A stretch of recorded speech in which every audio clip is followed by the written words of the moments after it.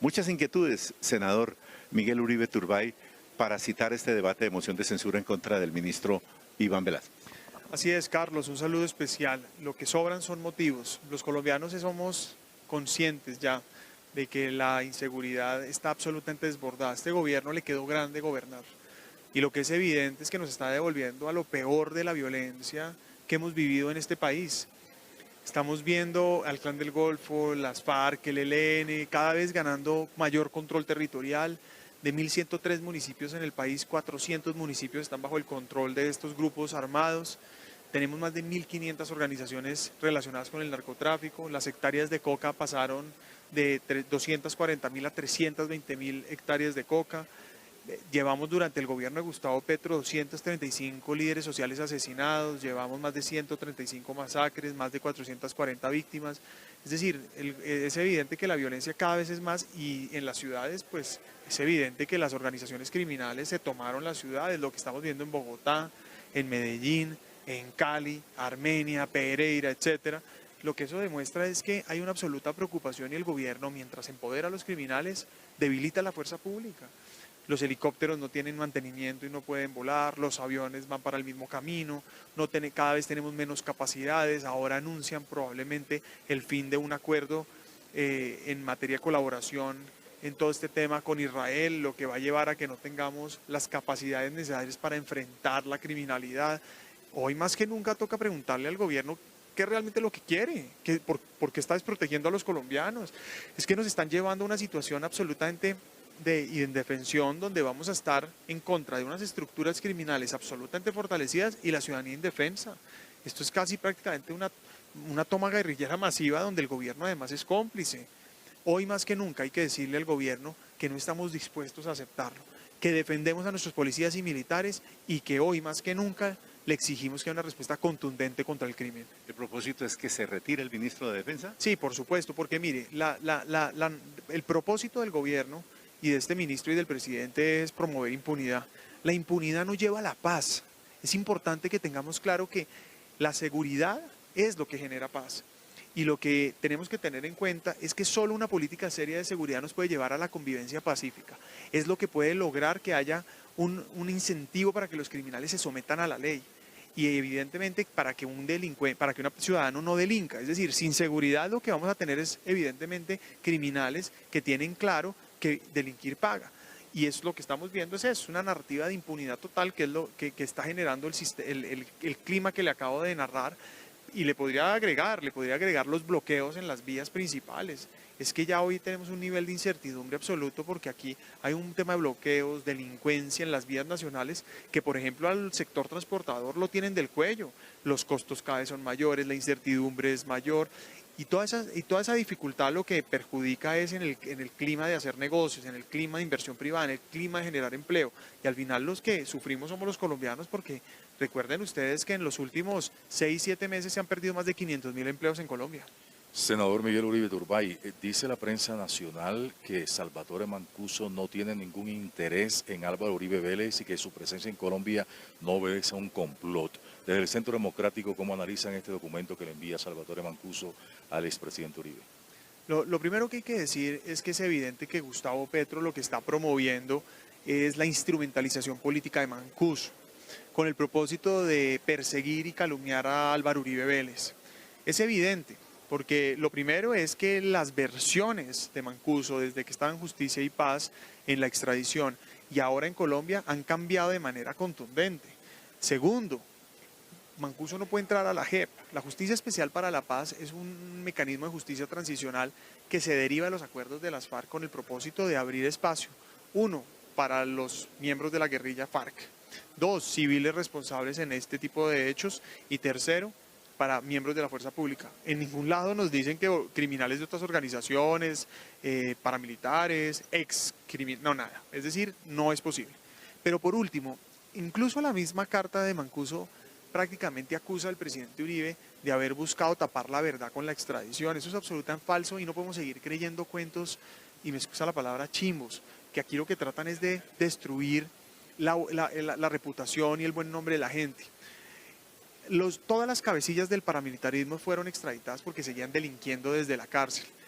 pero en aquel momento el gobierno del presidente Uribe tuvo la audacia de garantizar un acuerdo de colaboración con la justicia norteamericana, en donde la extradición se daba, pero tenía que garantizarse colaboración con la justicia colombiana. Y tanto es así que durante 15 años Mancuso tuvo más de 1.350 horas de videoconferencia en colaboración con la justicia colombiana, certificadas por el Ministerio de Justicia. Entonces, ¿cómo dicen que es que no hubo colaboración? Si lo que hubo siempre estuvo abierto para que contribuyera a la verdad, a colaborar, etcétera. Pero además, lo pudo ir a visitar libremente Piedad Córdoba, Danilo Rueda, Iván Cepeda y muchos otros. Entonces, lo que uno siente ahí es una abierta paradoja en donde lo que están tratando de hacer es esconder la verdad y, vuelvo a repito, utilizar la llegada de Mancuso pues, para atacar a Álvaro Uribe. Un tema final, aprovechando esta antesala de la plenaria de hoy, la reforma a la salud, 8 de 14. 7 de 14. No, 8, porque ya Norma Hurtado se sumó. ¡Wow! Entonces ya 8 de los 14 integrantes de la Comisión Séptima del Senado de la República presentan ponencia de archivo a la reforma a la salud. Bueno, eso es una noticia espectacular para Colombia. Hundir la reforma a la salud, que por supuesto hay que esperar hasta que literalmente se hunda, va a ser un gran mensaje para Colombia, porque primero demuestra la independencia que necesita el Senado. Segundo, hay un consenso mayoritario que la reforma a la salud de Gustavo Petro hace daño. Tercero, es absolutamente importante recordar que lo que quiere hacer Gustavo Petro no es ayudar a los pacientes, sino es quedarse con la plata del sistema de salud. Es que la reforma de salud de Gustavo Petro lo que va a hacer es condenar literalmente a las personas de menores ingresos a la enfermedad o a la muerte. Va a estatizar el sistema de la salud.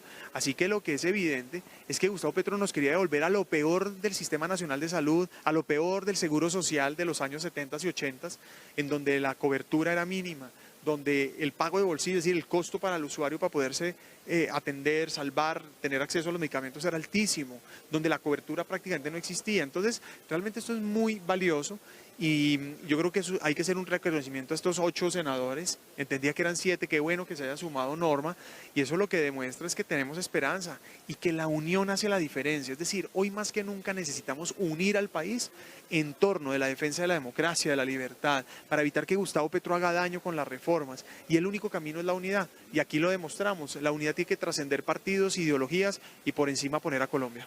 Muchas gracias, senador. No, gracias a usted. Es evidente que estamos adelantando esta moción de censura de diferentes sectores políticos porque la inseguridad en Colombia se salió de las manos, porque a Gustavo Petro le quedó grande gobernar. Y la sensación de los colombianos es que prácticamente no hay gobierno. Pero lo más doloroso y probablemente indignante es que mientras se empodera a los criminales, se debilita la fuerza pública. Esa es una ecuación que es absolutamente contra natura.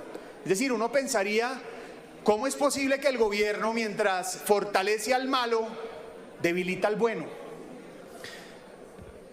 Y yo creo que en buena parte eso nace del objetivo principal de este gobierno, o si se quiere, de la metodología de este gobierno, y es que para alcanzar la paz, el único camino es la impunidad. No hay un solo lugar del mundo en donde haya paz a través de impunidad. No existe. Esa ecuación es absolutamente contradictoria. Y yo le quiero decir a los colombianos, para que sea evidente, pero además absolutamente claro, el único camino para alcanzar la paz es la seguridad. Sin seguridad no hay un incentivo para que el criminal se someta a la ley, pero además, sin seguridad no hay un incentivo para que el ciudadano siempre cumpla la ley. En este gobierno, ser bandido paga. En este gobierno, ser pillo paga. Y literalmente, al que mata, le pagan. ¿Cómo es posible que este gobierno esté proponiendo, impulsando y haciendo realidad un proyecto para pagarle 1 millón de pesos a los delincuentes? Todos nosotros en nuestras regiones conocemos a jóvenes que se merecen no una, sino miles de oportunidades, que quieren trabajar, que quieren salir adelante, que luchan diario para sacar a su familia de las dificultades que todo ciudadano tiene. Pero este gobierno no los mira. Este gobierno quiere milicianizar este país a través de un ejército de delincuentes pagos con los impuestos de los colombianos. Y resulta que un grupo de parlamentarios, entre esos el senador David Luna, la congresista Carolina Arbeláez, representantes como Andrés Forero, José Jaime Uzcategui y algunos otros de Cambio Radical, otros parlamentarios, tomamos la decisión de unir esfuerzos para demandar este decreto. Y resulta, ministro, y se lo digo a usted como alto consejero del presidente, el presidente de la República nos dice, ojo a esto, que demandar este decreto implica que lo que queremos es quitarle, abro comillas, a los jóvenes pobres las oportunidades de la vida, que solo queremos que el recurso público sea para nosotros. Y dice además, a propósito de Haití, supongo que estaban viendo noticias, que la derecha es egoísta y caníbal. Pero además, ojo, esta es una acusación muy grave. Dice que nos acostumbramos, dice él, la oposición, a matar a los jóvenes, quitarles los ojos, encarcelarlos y no ayudarlos. Ministro, eso es una acusación que raya con el derecho penal. Pero yo les quiero decir algo. Gustavo Petro no oye críticas, no reconoce errores, es absolutamente sesgado y caprichoso. Y desde aquí le tengo que decir a Gustavo Petro que no sea sinvergüenza, que el único que participó en una organización criminal, que asesinó, que secuestró, que extorsionó, que mató, es él. Que son ellos los delincuentes a los que la democracia colombiana perdonó. Es que no se nos olvide que Gustavo Petro es hoy presidente porque le perdonamos sus crímenes. Y eso lo que evidentemente lleva es a decir que no sea sinvergüenza. Nosotros queremos oportunidades para los jóvenes, pero no para los delincuentes. A los delincuentes todo el peso de la ley. Ahora, claro que les duele. Les duele porque lo que les estamos diciendo son las verdades en la cara. Y lo que les duele es que lo que les ha gustado es premiar al bandido y no al ciudadano de bien. Y les puede doler, pero ya llegaron al gobierno y lo que demostraron es que son absolutamente incapaces para hacerlo. Ahora, tengo también que decir, presidente, que acabar el crimen... Apenas termine, le doy la moción de orden, senador. Acabar el crimen es una decisión. Y si este gobierno no lo hace es por complicidad. Porque es que no nos pueden someter a vivir dentro de delincuentes. Porque no podemos ver cómo el territorio colombiano se inunda de coca. Y cómo estos grupos criminales cada vez avanzan más y el gobierno absolutamente adormecido, indiferente con lo que sufren los colombianos. Aquí ya se ha dicho, pero lo voy a recordar. El Clan del Golfo, Autodefensas Gaitanistas de Colombia, pasó de 253 municipios de presencia territorial a 392. Pasó de 12 departamentos a tener presencia en 20. El ELN pasó de tener presencia en 189 municipios a tener presencia en 231. Las FARC, dicen algunos que se desmovilizaron, falso. Algunos pocos tuvieron prebendas, pero otros siguen delinquiendo. Y les quiero dejar claro aquí que nosotros, es más, el gobierno del presidente Duque fue respetuoso con las personas que se habían desmovilizado, porque entendía que a pesar de estar en contra de las prebendas que se le dieron a las FARC, tenía que respetar no a las cabecillas que deberían estar pagando en la cárcel, incluso extraditados como lo hicieron los cabecillas de los paramilitares, sino especialmente a esa persona vulnerable que muy probablemente fue reclutada a las malas por los mismos cabecillas que hoy gozan de impunidad. Pues esas mismas FARC pasaron de 230 municipios a 300 municipios. Y las demás estructuras criminales de 141 a 184. Atención, información de la Defensoría del Pueblo. ¿Qué estamos haciendo? ¿Cuál es la preocupación aquí entonces si lo que vemos es que esta gente está avanzando? Y como decía aquí JP, yo cuando hablo de municipios estoy hablando de vidas humanas, de personas que se ven absolutamente aterrorizadas porque en sus municipios no hay ejército, porque lo sacan a bolillo, a ladrillo, a piedra. Yo sí le quiero decir a los generales y a todos los que tienen aquí un uniforme, a mí me duele el corazón cuando veo cómo bandidos los sacan a piedras de municipios. Me duele el corazón, hiere la dignidad de los colombianos, porque no se les olvide que si Colombia es lo que es, a pesar de las dificultades, es gracias a miles de vidas que han entregado policías y militares, hombres y mujeres. Los mismos a propósito que fueron criminalizados por los que hoy gobiernan. Ahora, dirán que aquí estamos exagerando. Yo quiero comenzar insistiendo. Varios de los que se rasgan las vestiduras por lo que estoy diciendo, hace tan solo 2 años decían que Duque era responsable de la muerte de líderes sociales en Colombia. Los que hoy se rasgan las vestiduras porque les duelen que les digan las cosas en la cara, hace 2 años en el mundo entero tenían fotos llorando porque decían que en Colombia los mataban.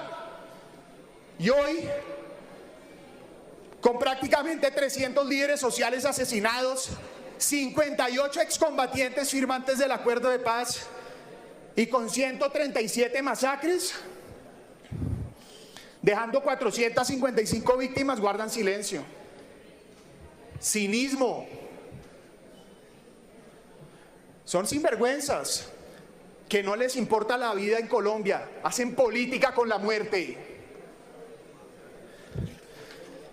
Y yo les quiero además mostrar, yo recuerdo todavía el flagelo del secuestro, porque además a mí me tocó, porque con autoridad moral digo que aquí somos muchos los que nos hemos levantado, no los que se victimizan, sino los que somos víctimas.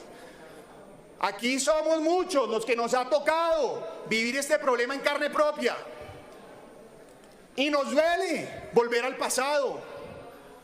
¿Cómo es posible que tengamos la peor tasa de secuestro de los últimos 10 años? ¿Cómo es posible que este gobierno negocie con el ELN y no le exija la liberación inmediata? Ahora, ¿cómo le va a pedir uno pantalones a un gobierno que le negocia a las FARC y le autoriza violaciones del cese al fuego? Es que son sinvergüenzas. ¿Cómo es posible? ¿Cómo le va a pedir uno pantalones a un gobierno que cuando el ELN firma un nuevo acuerdo de cese al fuego, se toman el Chocó 3 horas, 28.000 familias confinadas, muertas del susto, y no hacen nada? Incendió una banda criminal, incendió Tuluá y no tienen cómo responder. Claro, porque mientras empoderan al criminal, debilitan a la fuerza pública. Nos están llevando a la peor toma guerrillera que Colombia haya visto.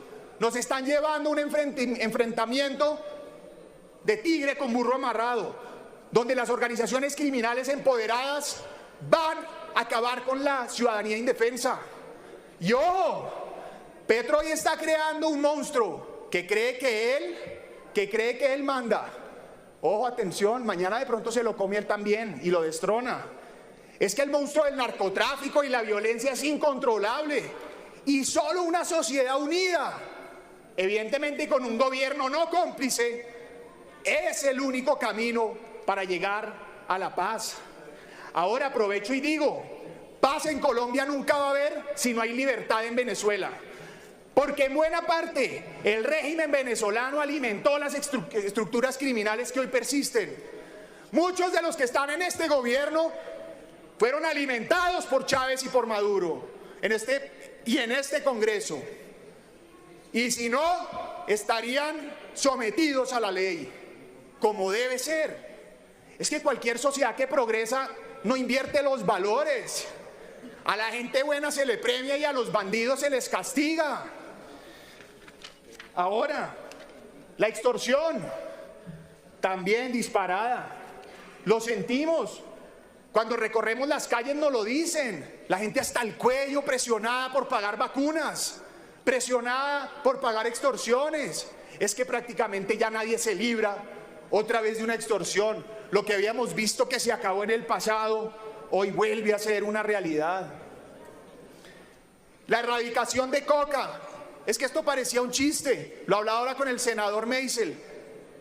Por favor, ministro, 0 hectáreas de coca, 0, erradicadas manualmente en enero, según el informe de indicadores de seguridad del ministerio. 0.